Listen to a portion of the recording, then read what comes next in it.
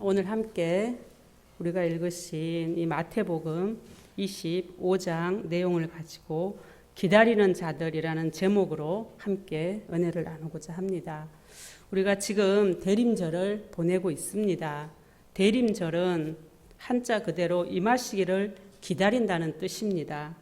우리에게 오시기로 하신 분이 나타나시기를, 도착하시기를 기다린다는 뜻입니다. 대림절을 제정하고 공포한 시기는 정확치는 않지만 3세기에서 4세기부터 이 신자들 사이에서 성탄 직전의 사순절처럼 며칠 동안 경건한 기다림의 시간으로 단식하고 절제하며 예수님의 탄생일을 준비했다고 합니다. 이후에 대림절이 교회력으로 정착되는 것은 5세기에서 6세기 초반입니다. 그때 재림의 기다림을 강화시키면서 이때부터 대림시기를 이 4주간, 성탄 앞 4주간으로 지정해 놓고 자숙과 속죄, 그 기간으로 사람들이 이 성탄의 기쁨도 있겠지만 재림 예수에 대한 어떤 두려운 마음으로 이 시간을 지냈다고 합니다. 근데 종교 개혁 이후에 근대에 이르러는 조금 다른 방식으로 대림절을 맞이하게 됩니다. 역사적으로 초림하신 예수님의 탄생일을 우리가 기쁨과 감사로 우리가 준비하고 또 반드시 오실 재림 예수를 기쁨으로 기다리는 종말적인 기다림으로 좀 변모했습니다. 그래서 재림이 두려움과 떨림도 있지만 기쁨의 성격을 더욱 부각시키는 것이 현대시대의 신앙 간에 가깝게 되어서 1917년 이후에는 교회 법에서 이 대림절 기간 동안 단식 또는 금욕의 의무를 규정하고 있지 않습니다.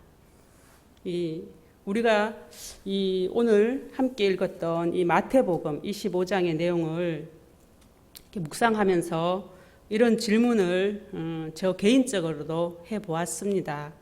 우리는 지금 정말 설레이는 마음으로 준비하면서 성탄일을 기다리고 있는지, 매년 다가오는 성탄절입니다. 이 4주 전부터 또 기쁘고 설레는 마음을 갖기란 사실 쉽지가 않습니다. 우리의 이 기쁨의 기다림을 방해하는 요소들이 너무 산재하고 있기 때문입니다. 특히 요즘이 그렇습니다. 기뻐하는 것이 기뻐하면 안 될 것 같은 분위기입니다. 요란히 소리내는 기쁨이 아니라 지금 우리는 성숙된 기쁨을 발산하는 그런 기다리는 그런 시간이 또한 되어야겠습니다. 이 성숙된 기쁨은 낙심하지 않고 끊임없이 소망을 갖고 이 고통이 반드시 하나님에 의해서 끝난다는 우리가 믿음을 가지고 또 이 땅에 지금 고통받는 자들을 위해서 선한 도움을 우리가 행하고 또 기도하면서 그리스도인의 본분을 잘 수행하는 것이 슬기로움이기 때문에 우리 모두가 그런 모습이길 소망합니다. 오늘 우리가 읽은 본문의 스토리는 이렇습니다. 제자들이 묻습니다. 이 앞에 보면 하나님 이 세상에 끝이 온다는데 그 끝이 언제 올 겁니까?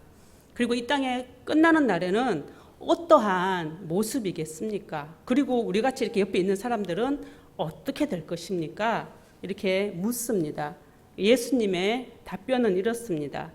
그 때와 시기는 아무도 알지 못한다고, 하나님만이 아신다고 말씀하십니다. 그런데 이런저런 징조는 나타날 것이니 이러한 징조가 있을 때 눈치채고 깨어서 준비하라고 우리에게 당부하십니다. 그러면서 이 비유를 이렇게 우리에게 말씀하십니다. 천국이 이 땅에 임할 때의 모습을 이야기하십니다. 천국은 하나님의 온전한 통치이고 종말에 재림하시는 예수님을 상징하기도 하지만 이미 임하신 이 땅의 천국이기도 합니다. 그 천국 안으로 누군가는 들어가고 누군가는 들어가지 못한다는 얘기를 해주고 있습니다. 열처녀의 비유 말씀을 하신 데는 뭔가 특별한 이유가 있습니다. 이 열이라는 숫자는 온전한 수이면서 회당의 기본 인원 수이기도 합니다. 이 유대 사회의 회당에 10명 정도가 되면 동네에 회당이 세워집니다. 그래서 이 10명이 동네 회당에 세워지는데 아무 문제가 없기 때문에 이 열처녀를 교회 공동체의 구성원으로 보는 견해도 있습니다. 이 마태복음 요 앞에 22장에 보면 혼인잔치의 비유가 있습니다. 청함을 받았지만 청한 사람들이 이러한 저러한 이유로 오지 않게 되죠. 그 잔치의 주인이 종에게 이렇게 나가서 아무나 데려와서 자리를 채우라고 명하는 내용입니다. 22장의 이 내용과 오늘 25장의 내용을 이렇게 연결해서 보면 뭔가 잔치가 열렸는데 먼저 이미 초대받은 아무나 막 초대되어서 불러 모은 그 잔치 자리에 있는 사람이 있고 또 25장의 이 내용을 보면 들어가야 할 마땅한 사람들이 있는 것처럼 신부의 덜러리 이야기를 해줍니다. 이 10명의 처녀가 서로 다른 모습을 하고 있다는 점을 부각시켜서 우리에게 뭔가 이야기해 주고 싶은 이 의도가 있는 거죠. 마땅히 들어가야 할 자들은 신부와 가장 가까이 있는 자들이니 어떻게 보면 제자일 가능성이 많습니다. 당연히 들어가야 되는 이러한 존재들이죠. 1세기의 유대인 사회의 결혼 풍습은 이렇습니다. 첫 번째 단계가 있는데 약혼의 단계입니다. 이 약혼은 대부분 어렸을 때 부모들끼리 정혼을 합니다. 우리 아이들 둘이 결혼시킵시다. 이렇게 약속을 하죠. 그러면 이 당사자들의 의견은 별로 중요하지 않습니다. 그리고 얼굴도 못 봐요. 어렸을 때 그렇게 약속을 하죠. 두 번째 어떤 단계를 거치냐면 정혼 단계가 있습니다.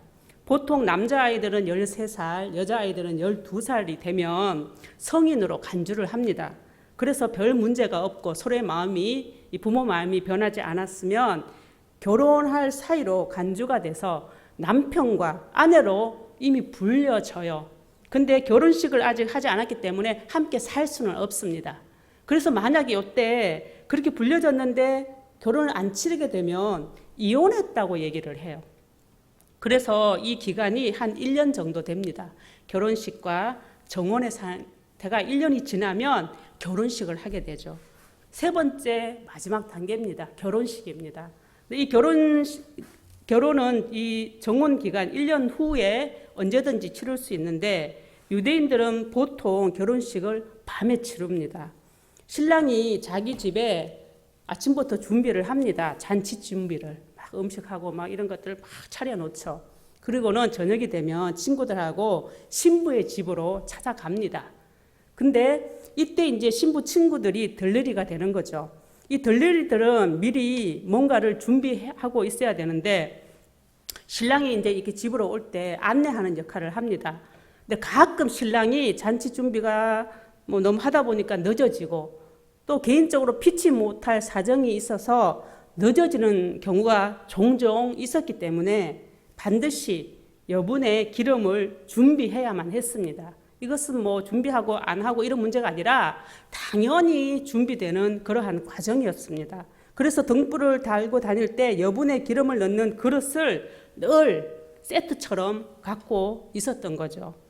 신부 들러리들은 신부의 집에서 신랑이 이렇게 오면 간단한 종교의식을 합니다.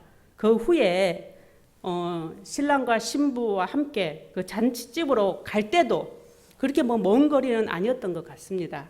갈 때 앞과 뒤와 또 좌우에서 등불을 밝히면서 그 행렬을 잘 인도하는 그러한 것들을 들러리들이 하는 역할이었습니다. 그리고 그 결혼 잔치는 보통 일주일씩 하고 길게 하는 사람은 2주 정도 했다고 합니다. 신부가 들러리를 세울 때 어떤 기준으로 들러리를 세우냐면 아마 가장 친한 친구 순이었겠죠. 절친들을 주로 축하해주는 그런 나랑 가장 가까운 친구를 선택합니다. 그 덜러리인 친구 입장에서도 정말 나의 사랑하는 친구의 결혼이니 도와야 되는 게 사실 당연한 일입니다. 그래서 그 당연한 일을 잘 수행하는 것이 기쁨이고 또한 즐거움일 수가 있죠. 근데 오늘 본문에 보면 5명의 여자는 그 여분의 기름을 잘 준비하였고 또 5명은 준비하지 못했다고 나옵니다.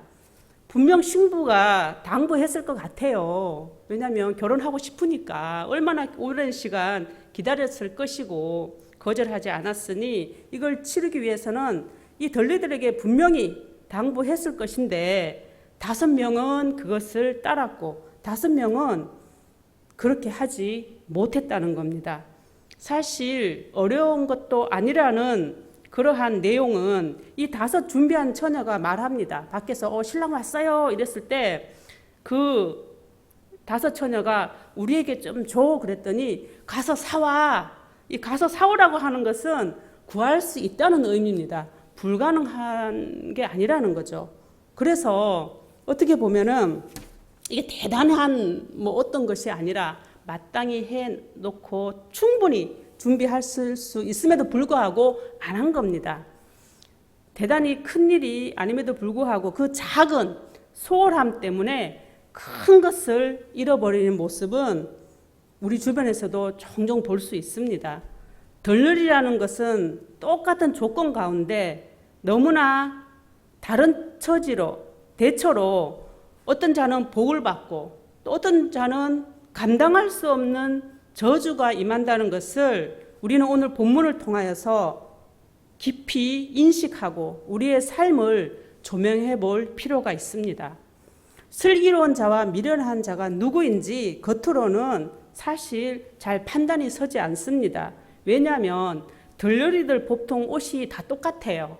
미국 같은 데 가면 결혼식 할 때 덜러리들 이렇게 똑같은 옷을 입혀요. 몰라요. 누가 정말 슬기로운지 준비가 됐는지 전혀 모릅니다. 근데 언제 딱 드러나냐면 등불을 들 때, 신랑이 왔다고 할 때 등불을 들 때 완전히 반으로 딱 나눠진다는 거죠. 이 등불을 든다는 것은 세움을 받는다는 의미도 있습니다. 뭔가 누군가를 이렇게 비춰야 되는 그런 자로 세움을 받았을 때 우리가 등불을 드는 자다 이렇게 표현을 하기도 합니다.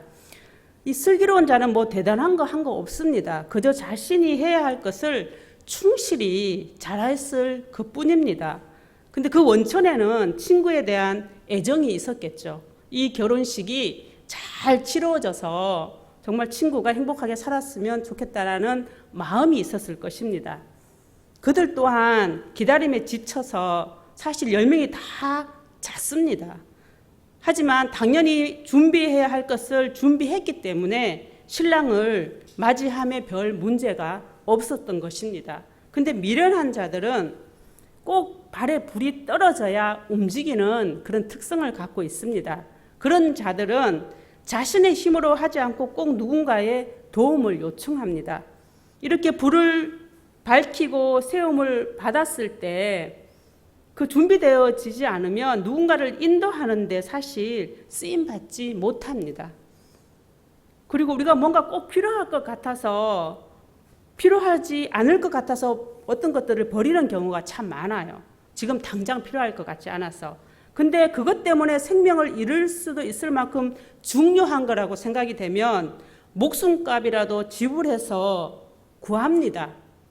미련한 자는 꼭 그런 시점이 인생에 닥칠 수 있습니다.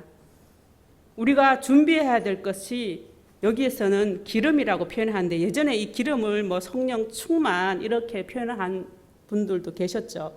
성령 충만은 좀 아닌 것 같아요. 왜냐하면 그게 돈 주고 살 수 있는 것도 아니고 떨어질 만큼 넉넉하지 않은 것도 아니고 그래서 그 주예를 좀 많이 수긍하지가 않습니다. 그래서 기름은 많은 학자들이 믿음이라고 표현합니다. 저도 이런 견해에 동의합니다. 믿음에 반드시 뭔가를 대가를 치러야 하는 지불함이 있다라고 이게 보여집니다. 근데 우리 입장에서는 대가이고 지불 같지만 사실은 버림에 가깝습니다. 주님은 우리에게 믿음을 주시길 원하고 우리를 부르십니다. 예배와 말씀을 통하여 믿음을 주시고 또 구하는 자에게 넉넉히 주십니다.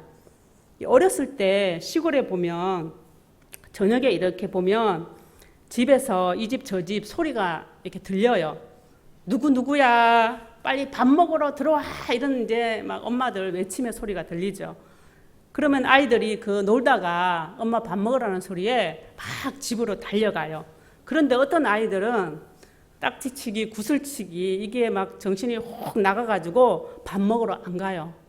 너무 거기에 대한 소중함, 그게 인생의 그때는 전부 같아서 집착하고 모으느라고 밥도 먹지 않습니다. 커서 생각해 보면 참 엄마의 그 정성어린 저녁 식사와 바꾼 그 딱지들, 내가 정말 소중히 생각했던 것들 지금 어디에 가 있냐면 다 저 쓰레기통에 버려져 있죠.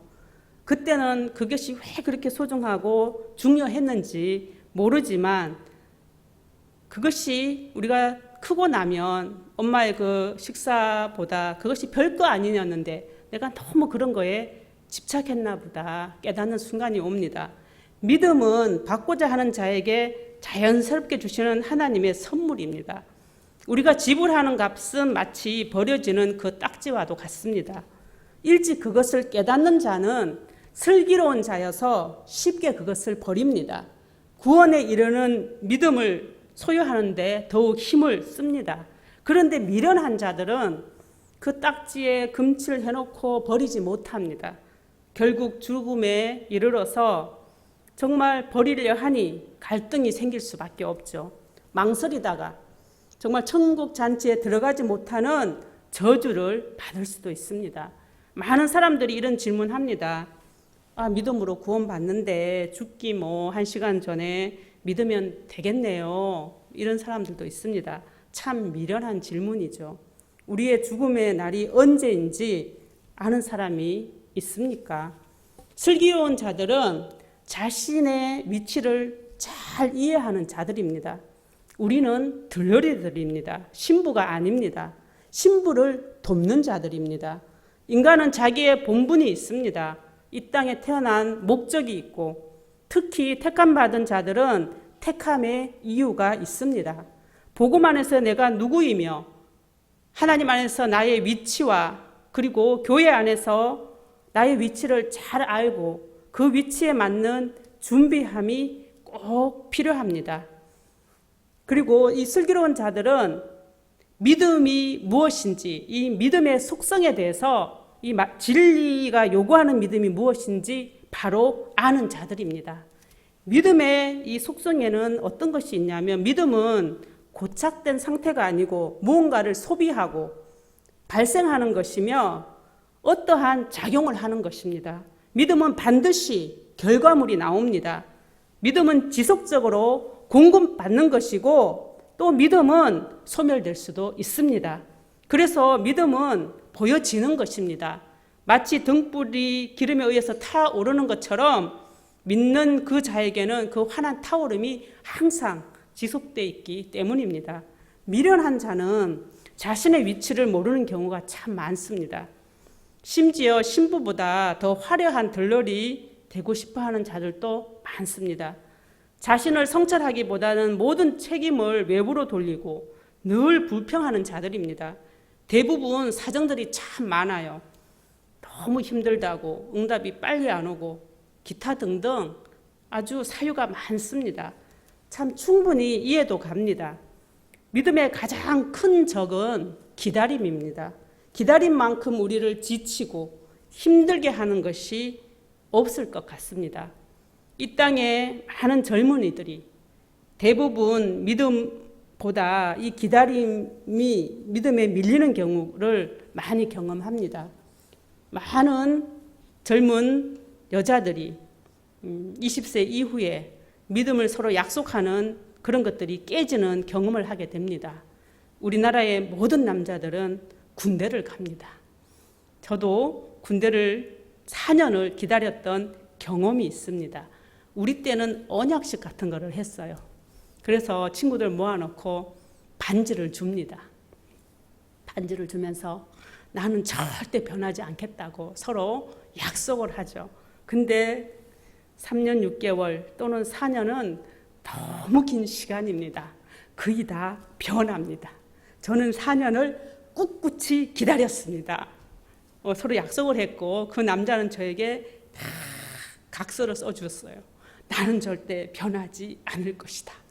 저는 그 믿었죠. 4년 후에 저는 기다렸으나 그 남은 변해버렸습니다. 이러더라고요. 4년을 기다렸다고 독하다고 이런 말을 남기면서 헤어졌습니다. 이 땅의 삶이 길면 아무리 길어도 100년이에요. 이 영원한 죽음 이후의 영원한 시간에 비하면 참 작은 시간입니다.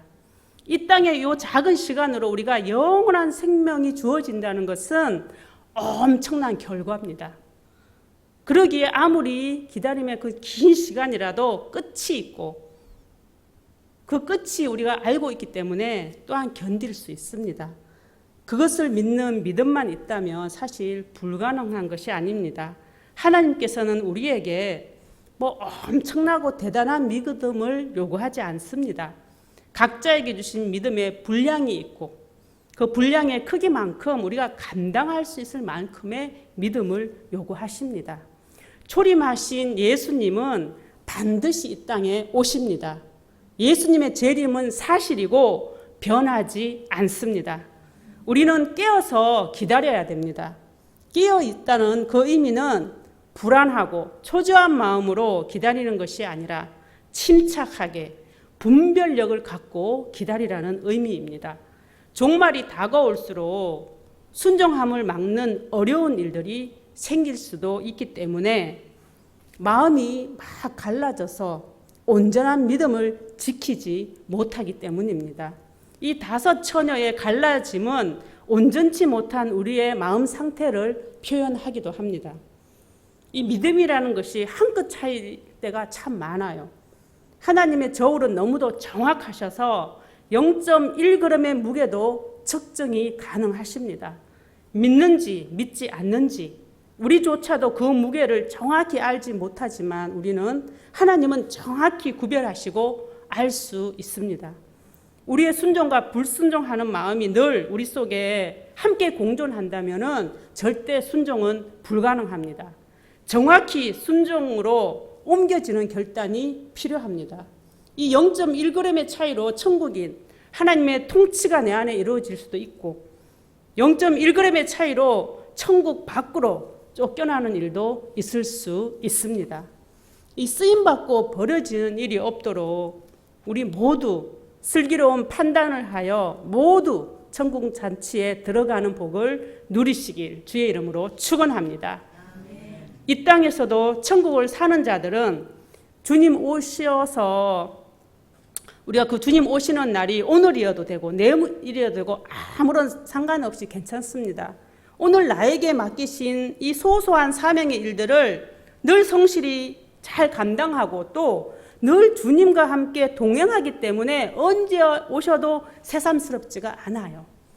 육체로 오실 그 재림의 그날 이 땅이 끝나는 날을 마치 딸 시집 보내는 날처럼 혹은 사랑하는 친구 결혼식 날을 기다리는 자처럼 설레이고 기쁜 마음으로 결혼식을 준비하는 자들이기 때문입니다. 기도하겠습니다. 하나님 감사합니다. 주님 이 땅에 오셨던 성탄 날이 가까이 오고 있습니다. 재림으로 장차 오실 그날 또한 분명히 이루어질 사실임을 우리는 믿습니다. 택함받은 우리가 서 있는 위치가 어디이고 무엇을 위해 부르셨는지 늘 기억하게 하시고 환난 날에 우리의 믿음을 지키는 슬기로운 자들 되게 하여 주시옵소서. 믿는 자에게 요구하시는 믿음의 선한 싸움과 응답의 긴 인내의 시간을 지침 없이 기다리게 하시고 반드시 이루시는 주님을 믿게 하시며 우리의 사는 날 동안이 아니어도 우리의 죽음 이후에 믿는 자에게 주신 약속의 말씀 그리고 구원의 약속은 사라짐 없이 반드시 성취됨을 믿는 자들 되게 하여 주시옵소서. 예수님의 이름으로 기도 드리옵나이다. 아멘.